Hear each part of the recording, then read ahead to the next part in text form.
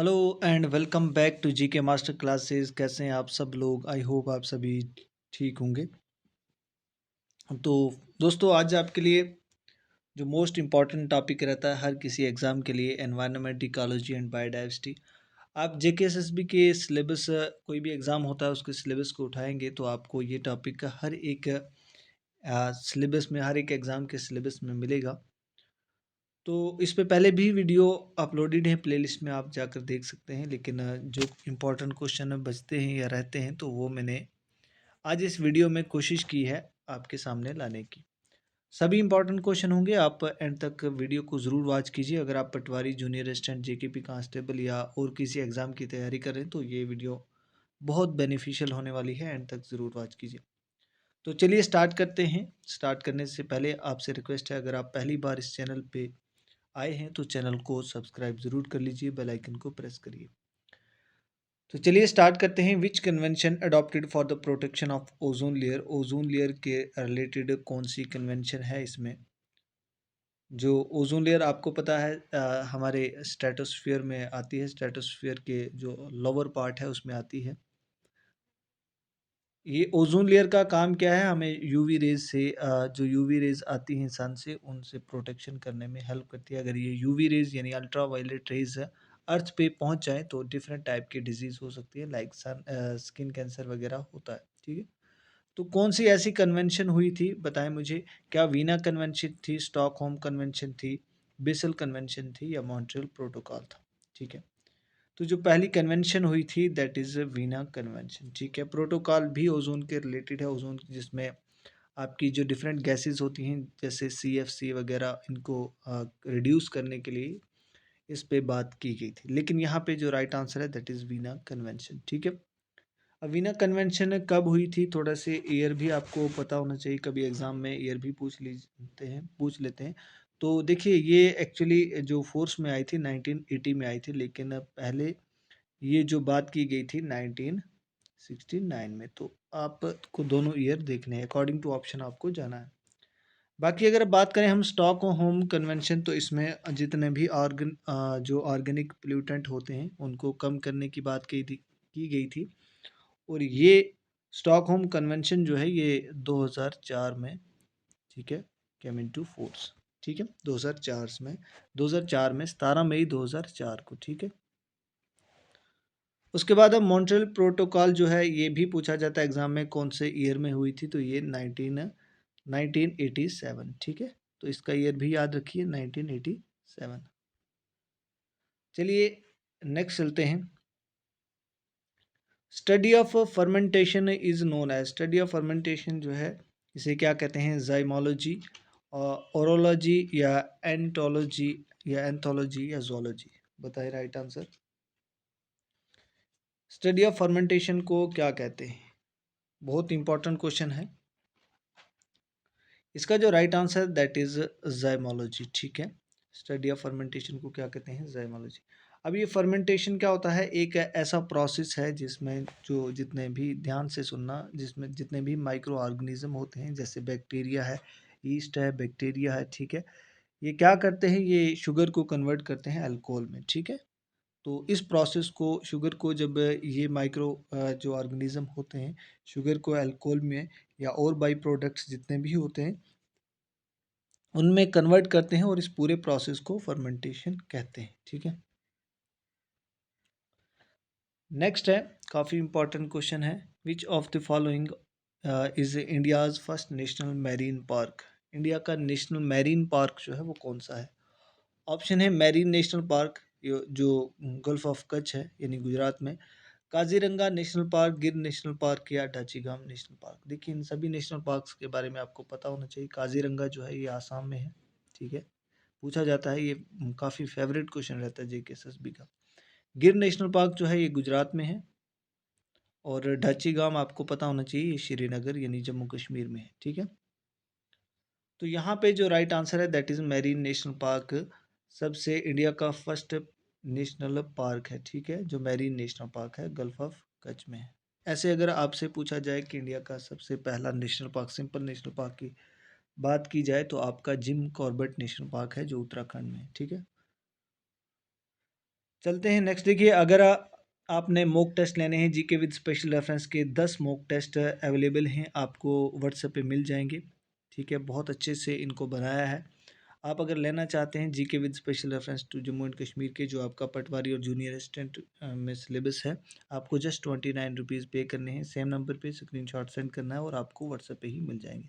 अगर आप complete material जेके SSB का लेना चाहते हैं इन कोर्सेज़ के लिए, पटवारी, जेकेपी कांस्टेबल, जूनियर असिस्टेंट, तो आपको व्हाट्सएप करना है सेम नंबर पे, आपको वहाँ पे मिल जाएगा। कंप्लीट मटेरियल है, एमसीक्यूज़ है और मॉक टेस्ट भी आपको। अगर आप कंप्लीट मटेरियल परचेज़ करते हैं तो आपको मॉक टेस्ट की प्राइस नहीं पड़ेगी, जो 29 रुपीज़ हैं ये आपको नहीं देने पड़ेंगे, आपको साथ में ही मॉक टेस्ट भी प्रोवाइड कर दिए जाएंगे। तो चलिए नेक्स्ट क्वेश्चन देखते हैं।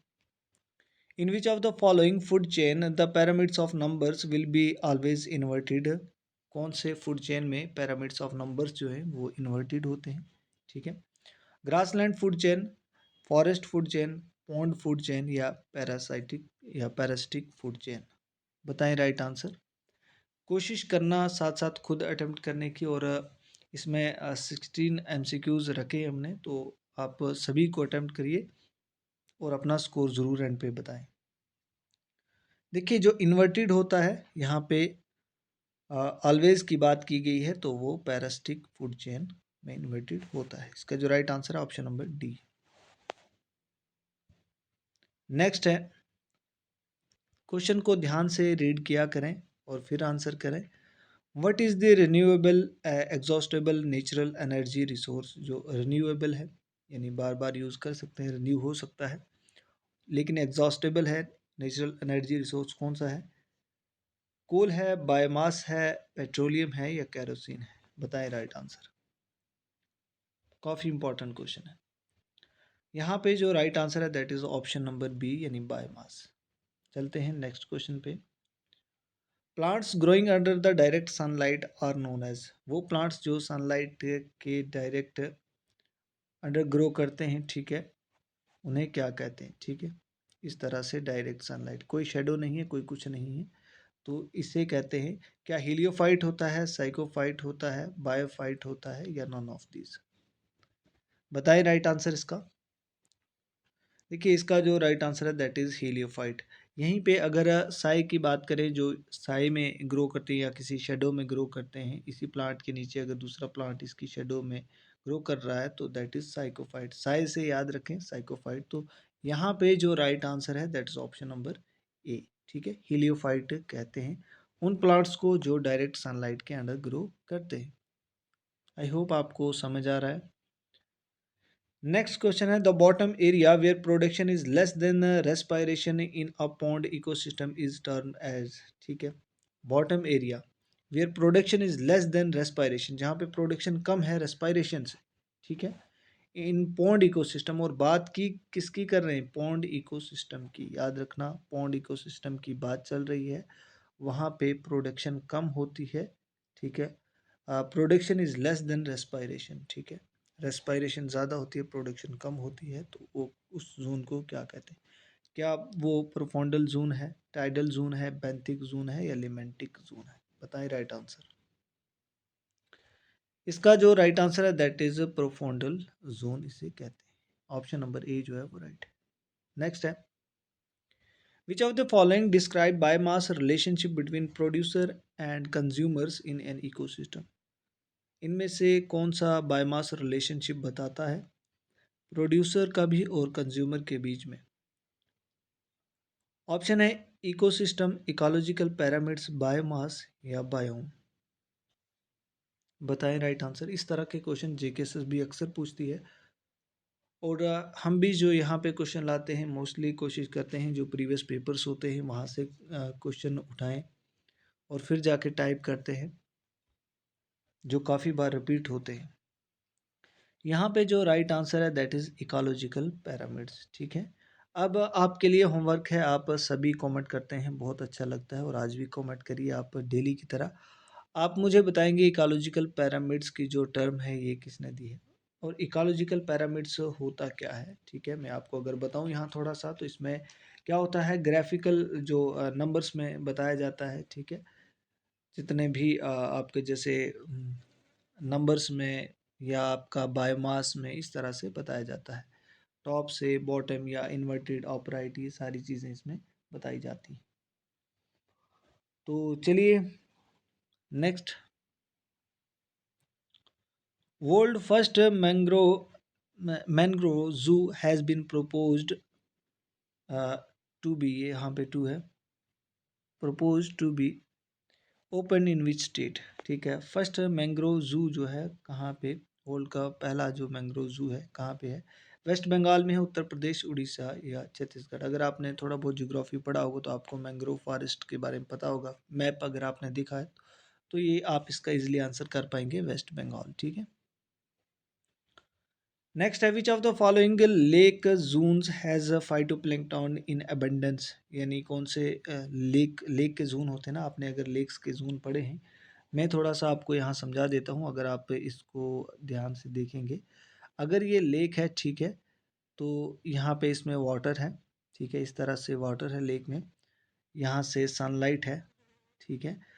ये जो शोर होता है, जो समुंदर और लैंड के बीच में जो जो एरिया होता है, तो इस ये वाला जोन जो होता है ना, ये लिटरल जोन होता है। ठीक है, ये लिटरल जोन होता है, यहाँ पे लिटरल जोन।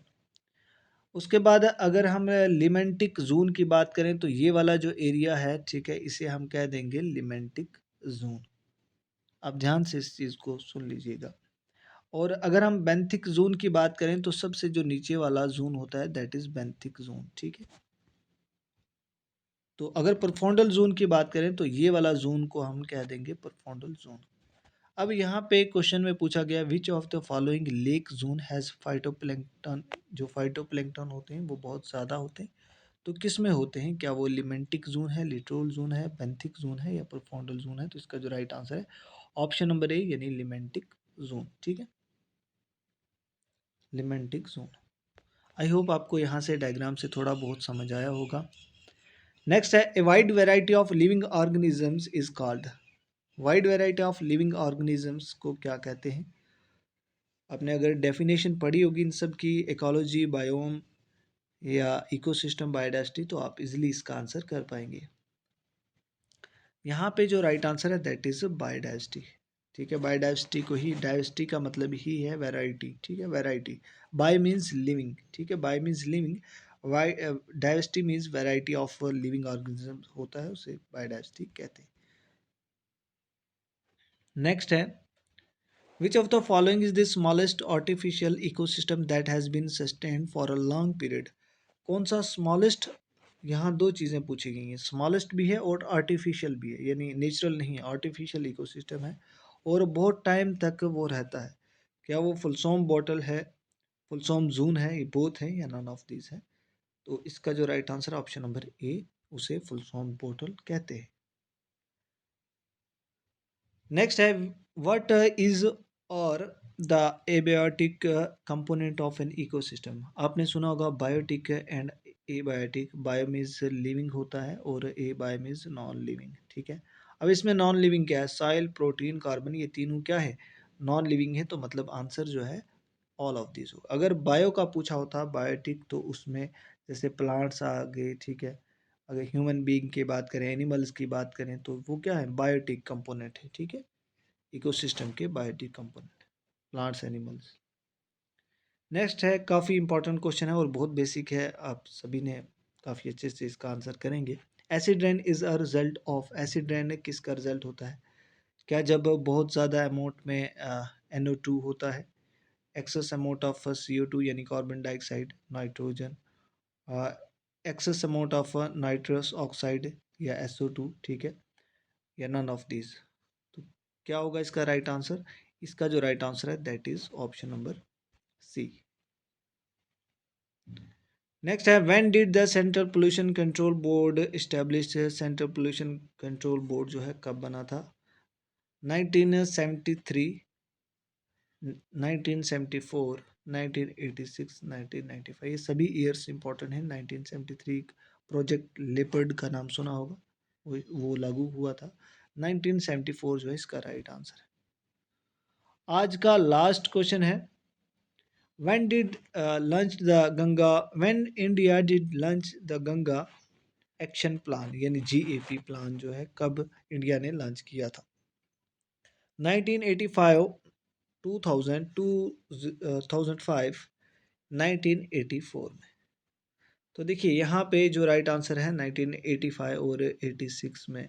ये किसके द्वारा गंगा एक्शन प्लान जो आपके राजीव गांधी थे प्राइम मिनिस्टर, उनके द्वारा जो है ये गंगा एक्शन प्लान लॉन्च किया गया था। इसका मकसद क्या था? इसका मकसद था गंगा की जो वाटर की क्वालिटी थी बहुत पुअर हो चुकी थी, पोल्यूशन थी और उसको क्लीन करना था। उसमें जो पोल्यूशन है, जो केमिकल्स थे उसको कम करना था, रिड्यूस करना था। तो ये इसका मकसद था गंगा एक्शन प्लान का। तो आई होप आपको यहाँ से चीज़ें क्लियर हुई होंगी जो आज हमने डिस्कस की हैं। ऑलरेडी एनवायरनमेंट साइंस पे वीडियो रिकॉर्डेड है, आप प्लेलिस्ट में जाकर देख सकते हैं। कुछ एमसीक्यूज़ आपको वहाँ से मिल जाएँगे और इसी तरह के क्वेश्चन है जेकेएसएसबी के भी पूछती है एग्ज़ाम में। कोशिश की है मैंने वही क्वेश्चन यहाँ पे डिस्कस करें जो जेकेएसएसबी के एग्ज़ाम पॉइंट ऑफ व्यू से इम्पोर्टेंट होते हैं। जितना एक्सपीरियंस हमने पेपर्स वगैरह को एनालिसिस किया, एनालाइज़ करके यहाँ आपके लिए मटेरियल लाया है। बाकी अगर आप कोई भी किसी भी एग्ज़ाम के लिए मटेरियल लेना चाहते हैं तो व्हाट्सएप कीजिए। व्हाट्सएप पे आपको डिटेल मिल जाएगी इन सभी एग्ज़ाम्स के लिए, या जेकेएसएसबी का कोई भी एग्ज़ाम हो तो आपको मटेरियल ईज़िली अवेलेबल हो जाएगा व्हाट्सएप पे ही।